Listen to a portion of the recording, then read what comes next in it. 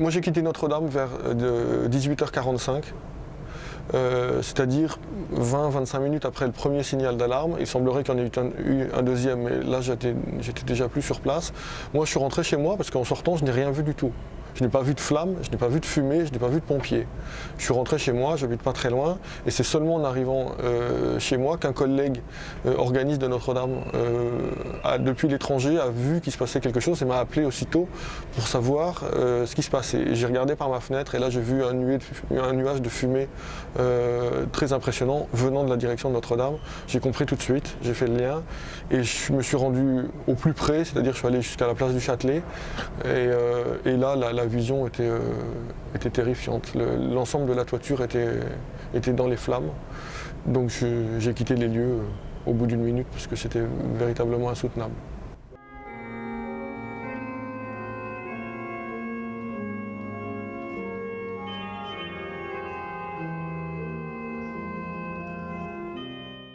Je sais que c'est le cas pour beaucoup de Français, mais quand on y travaille encore plus particulièrement, on a un lien qui est très fort avec un endroit comme ça.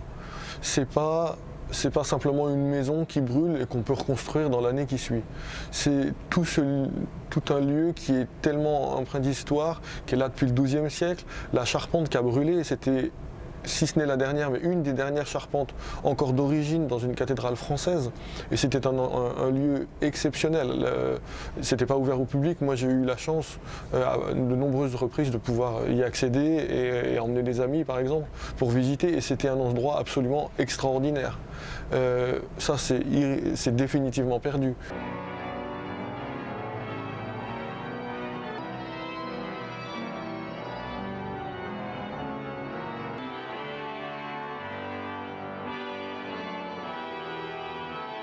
L'orgue de Notre-Dame, c'est le plus grand de France déjà.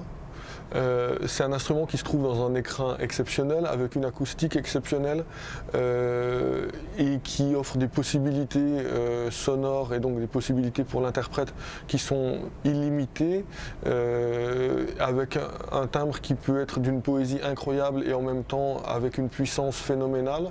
C'est vraiment, j'allais dire, l'instrument de tous les superlatifs et c'était juste des grands moments et une grande expérience à chaque fois de pouvoir jouer sur cet instrument et d'en profiter comme moi et mes collègues avons pu le faire pendant tant d'années.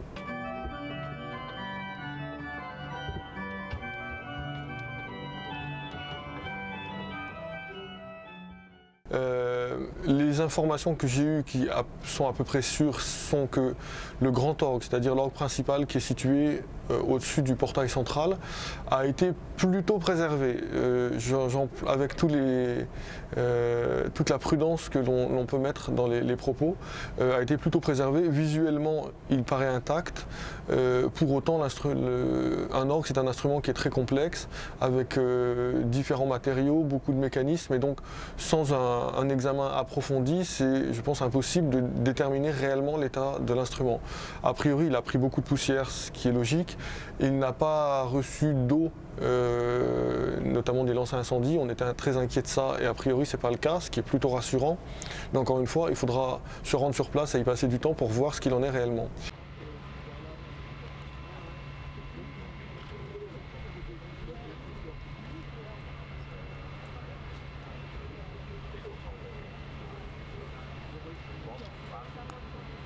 Dans l'immédiat, c'est évidemment impossible d'imaginer y faire quoi que ce soit.